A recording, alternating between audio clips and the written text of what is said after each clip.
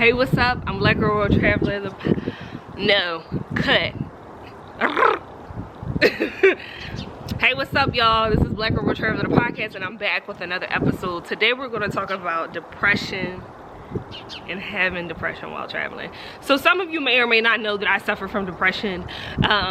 It is something that I am proud to say that I have under control through the help of medication and years of therapy and the grace of God. Honestly, I am a firm believer in God. And so I wanted to have this conversation because it's about damn time. I hope that the content that I put out in the podcast that you all may listen to and hear me on and see me on, that I definitely don't want to paint a picture of glamour and just it's all fun and games, because it's not. It's very, very difficult to live on the road. It's very difficult to travel for months at a time. And it can get lonely, especially if you're doing it as a solo Black female traveler. So I wanted to talk about depression and mental health so we can just start talking about it, and maybe you may find something that you relate to. So let's talk about depression. What is it? You can Google it and get your own definition, but I think depression is, it takes over your life. And usually when people are depressed, it is because they cannot get over something that has happened in the past.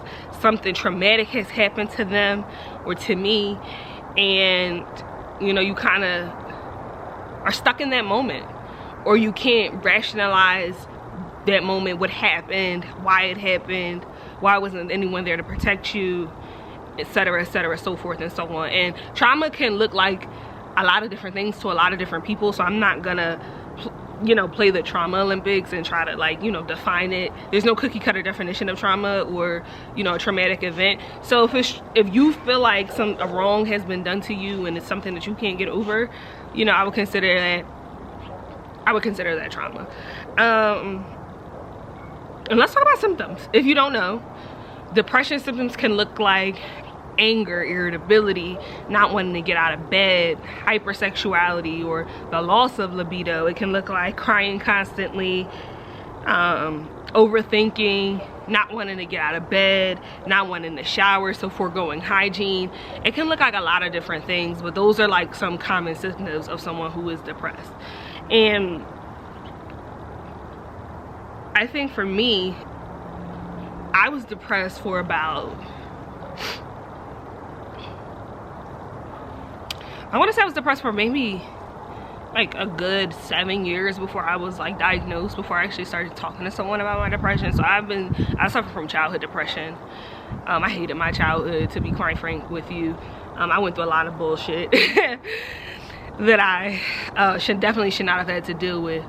But when I kind of got to college, I kind of just had a breakdown, and I went to start seeing a psychologist at the CAPS office, which I think stands for Counseling and Psychological Services. And that was sort of that was the beginning step for me to acknowledge my depression and to work through and to start trying to heal from my depression. It was I knew something was wrong, but I wouldn't been able to identify as depressed. I wouldn't be able to identify what I was going through as depression at 13, 14 years old. But there was something definitely wrong. And so my anger, my irritability, those were my symptoms of depression. I was just mad and angry at the world. And by the time I got to high school, I was just mad. Just mad, and just kind of mean, honestly. I'm sorry, but not sorry, because I was mentally ill. And so, yeah, I always knew something was wrong. I just didn't know how until I had a breakdown where I really thought in my sophomore year of college I was gonna have to drop out of school, because I couldn't take it. It was just so overwhelming. And so I went to see someone in the multicultural affairs office, and then she recommended me to see someone, the psychologist at CAPS, and then I started seeing a psychiatrist, and there started my journey with therapy. And 7-8 years later, here I am telling you my story. So what happened in between? A lot of bullshit. I went through several different therapists. And I think that with therapy, and then we'll get into like, you know, how to treat depression, but traditional talk therapy worked for me. I went through a lot of different therapists. I went through trying different types of meditation, yoga, working out. I use sex as a coping mechanism. That wasn't healthy for me, using sex as a coping mechanism. I know a lot of people do. Alcohol for a brief period. I just, whatever made me feel better, I would try. Like, essentially. And this feels so long ago, but it also feels like it was yesterday at the same time. So I don't know how I got through it, to be completely honest with you. And the only thing that I can possibly rationalize as being able to have gotten through depression is God. Because without God, I would have lost my damn mind. Like, without God, I wouldn't have had an anchor. I wouldn't have had something. I wouldn't have had that North Star to look forward to. I would not have had strength, internal strength. Like, there would be so many times, so many nights I would just feel like, I can't do this. I just can't do this. This is too much. I don't like this therapist. She doesn't understand me. She's against me. You know, all the things. I went through all the things, all the emotions. And also journaling also helped me. I would say God and journaling, like writing out my thoughts and just trying to, you know, figure it out. I don't know. I'm kind of at a loss for words, because like I said, this feels like it was yesterday and 10 years ago all at the same time. But I'm so happy that I'm healed and I'm in a better space, and I truly feel like I am no longer depressed. I am extremely happy, and I'm no longer anxious as well. So depression and anxiety do go hand in hand. I define anxiety as being worried about the future, so what's to come. And depression is worried about the past and not being able to get over a traumatic event that happened in your past. And so thankfully I no longer suffer from either, but I wanted to talk about why people get depressed. And I honestly think that travel also, I love to say that travel saved my life, but if I had to really be honest with myself, it was God and journaling. Like, traveling definitely helped me along this journey, but God saved my life. God saved my life. And so we talked about why people might get depressed, worried about stuff from your past. So people can trigger you. You may start to think about your past and your future, which can trigger anxiety and your family history. So depression may run in your family, mental illness may run in your family, so that can put you at a predisposition of having a mental illness. So many factors. And of course, trauma. Something happens to you and, you know, you're not able to process it. And so that's pretty much, you know, depression in a nutshell. I don't really have anything to add to that, but I want to really talk about like how to deal with depression, because things are going to happen, especially when you're living on the road and you're traveling. Being by yourself, you can get caught up in your thoughts, you can start overthinking. And I just want to first start off by saying that there's no right or wrong way to deal with depression. This is a non-judgmental space. You can be who you are, whatever you want to be. Everybody's on their own journey, and that's what I had to realize. You know, looking back, I knew I was depressed since I was 12 years old, but maybe even as early as 10 years old. And I didn't get help until I was 19 years old. So that's a long time in my formative years of not being treated. And so what I did between 10 and 19, nobody can judge me. You know, I've already talked to God. And even beyond 19, when, you know, I was, you know, seeking treatment, you know, I feel like nobody can judge me. And that's why I don't judge anybody, because everybody truly is on their own journey. And you know, you just have to accept the consequences that come along with the ways you choose to cope with depression. And know the consequences of self-harm. You know, promiscuity, if you know, when done unprotected, alcoholism, fighting, anger, beating people up, bullying, all that stuff is, you know, is how people deal with being depressed. It's very harmful, not only to yourself but to others, but it is a way that people deal with depression. And so this is a non-judgmental space. I hope if you're listening to this and if you have ever done those things or currently doing those things, I truly wish you the best on your journey, and I hope you get the healing that you need. So as I stated, for me, traditional talk therapy work, medication. Let's talk about medication. I am on antidepressants. I need antidepressants to survive in this world. I do, personally, at this point in my life. You know, I definitely want to get to a place where I don't need antidepressants medication, but for now it helps me. And I'm on an SSRI. I'm not going to tell you all the one that I'm on because I'm not your doctor and I'm not a medical professional, but just know that I am medicated and I am happy as shit, okay? Especially because it helps me just be able to be stable, like, you know, just be stable, have a good day, go through the day. When people piss me off, it's water under the bridge for me, and it stabilizes my mood, honestly, so I don't end up going off. And also, we live in a capitalist, exploitative society that really pisses me off most days, like really pisses me off. I find myself every other day texting one of my friends like, I can't do this shit no more. I'm tired of going to work, you know? Like, I don't want to do this no more. So medication has definitely helped, but again, consult your doctor and find out what's best for you. Do your research, do Google searches, talk to friends who may be on medication to help with their depression or anxiety or any other mental illness that they have that you may also have, and see what works for you. Meditation. So meditation is something that I tried. So when I was 23, did I come back from Spain when I was 23 or 24? I was 23. I met a therapist and she was like, she gave me this paper to like try out meditation. And I was like, for me, I used to think, oh, meditation's stupid, like, oh my god, who wants to like hear silence? But she was just like, you know, just try it. And it was like only 5 minutes. So she was like, you can even start with smaller intervals. So I started with like 30 seconds and I was like, oh, this is fine.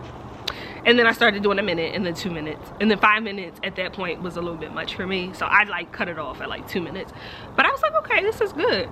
And then what happened was I found a free meditation class with the Free Library of Philadelphia in Philly that I absolutely love. And I started doing that. And for me, that was helpful. I find that when I need to do something that's unknown to me, I like doing it in groups. So like that's why I like group workout classes and I like group meditation. So we meditate as a group on Zoom, and you always have the opportunity to turn off your camera if you like. So because, you know, it's a private space, you don't have to invite people into your home if you don't want. So I like that aspect of it. So I started doing that and it would help me fall asleep. So I was like, oh, this is something. And then we would talk about, not only would we meditate together, but we would talk about how the meditation made us feel, and if there were like chants or something, if the person who was leading the meditation, because usually the librarian would get the meditation from YouTube or somewhere, we would talk about like what they stated during the meditation and like how it made us feel, what did it make us think about.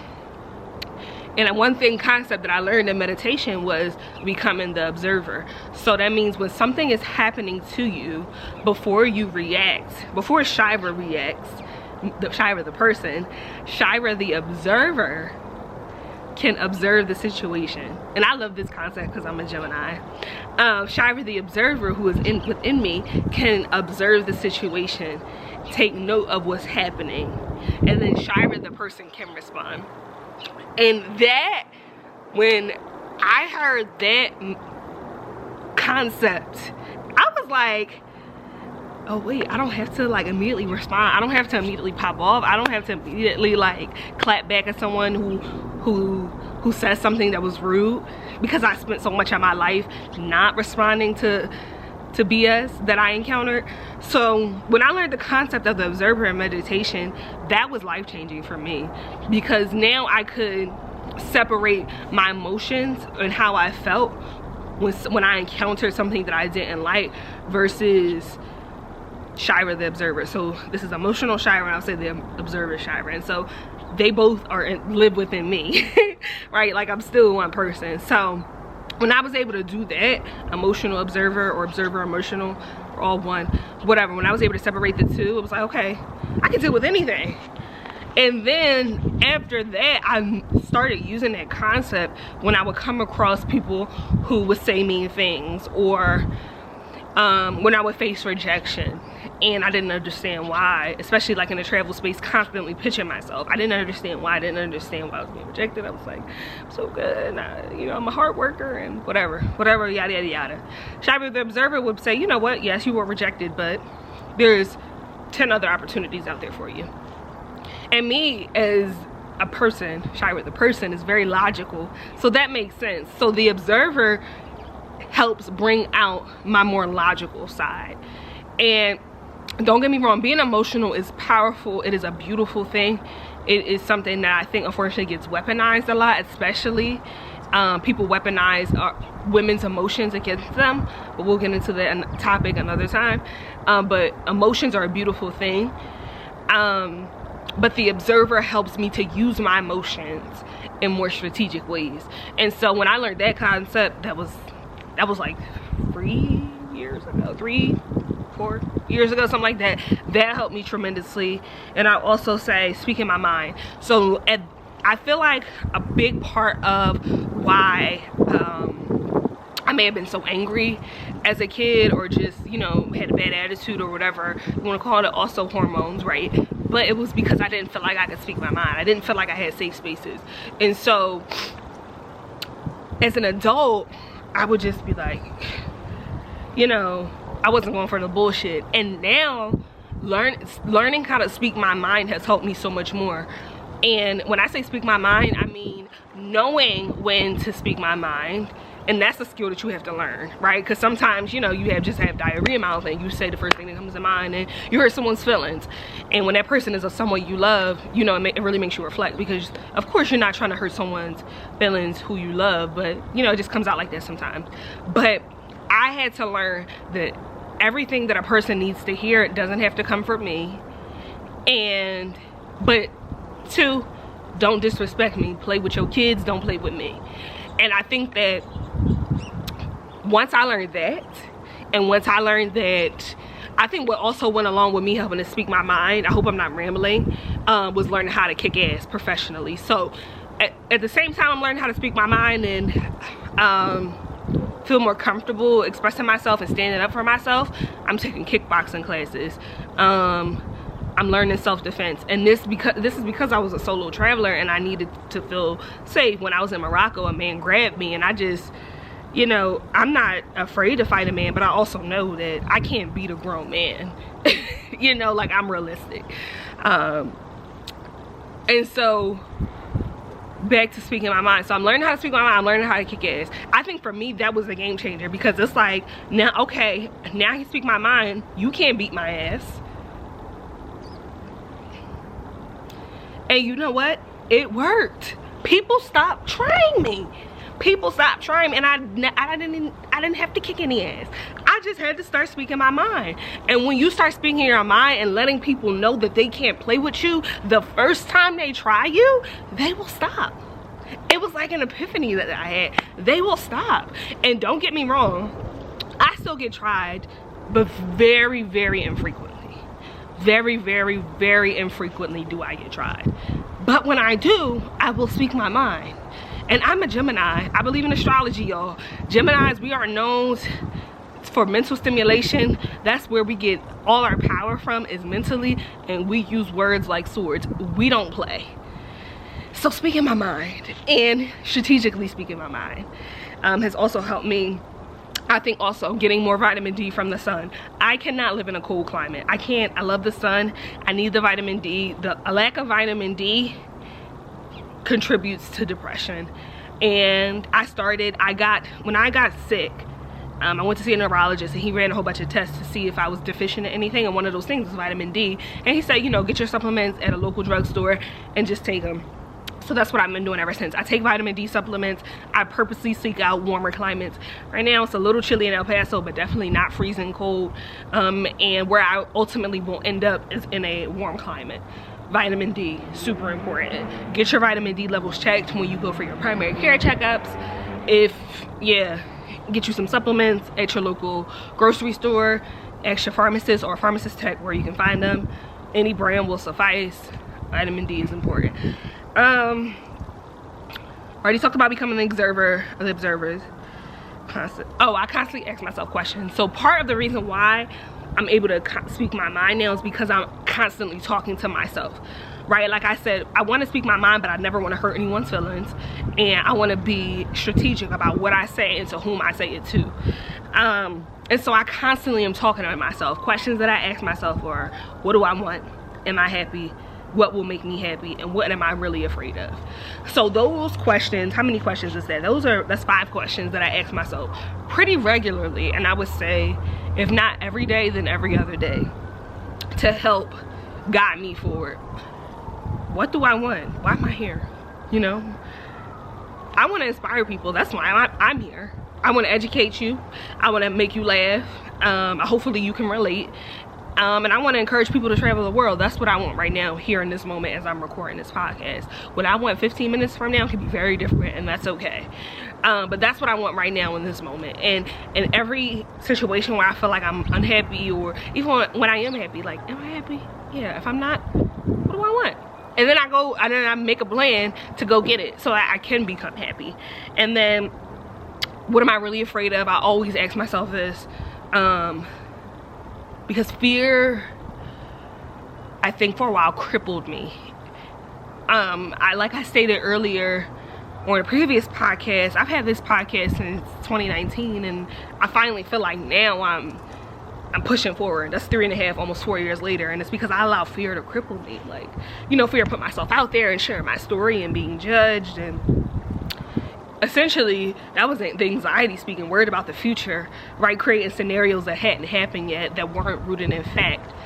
And so I just, you know, I was super inconsistent with the podcast. But now, of course, things are changing, and I'm so happy to be back on a more regular schedule with you all. But fear can cripple you into doing absolutely nothing, and your life will pass you by if you allow fear to eat you alive. And so when I ask myself, what am I afraid of, I want to get to the source. Am I afraid of, I'm afraid of podcasting, or am I afraid of being judged for my truth? Am I afraid of being judged for my truth, or do I not want to reveal family secrets? You know, like, those are 2 separate things, right? But I conflate the 2 as just, I don't want to talk about it. I don't have to do it. I'll record my podcast another week. That's what it came down to in practice. But that's not gonna get me what I want, right? What I want right now is to inspire people and share my story and encourage people to travel. That's not getting me there. And so, and this is where like training your brain comes into. You have to make what you want and your thought process and your action process align. And what I mean by that is, if you say you want something, and that's what you truly want, you have to think about that thing. You have to think that you're going to get that thing, and then you have to act on it to get that thing, right? And it's a multi-step process. It really is. And it is not easy, but it is simple. It absolutely is simple once you break it down, but it is not easy. It is hard. It is brutal. You have to have conversations with yourself. You may have to have conversations with people that you don't really want to have with. It's hard. It's really hard. And I won't tell you that, you know, having depression is easy.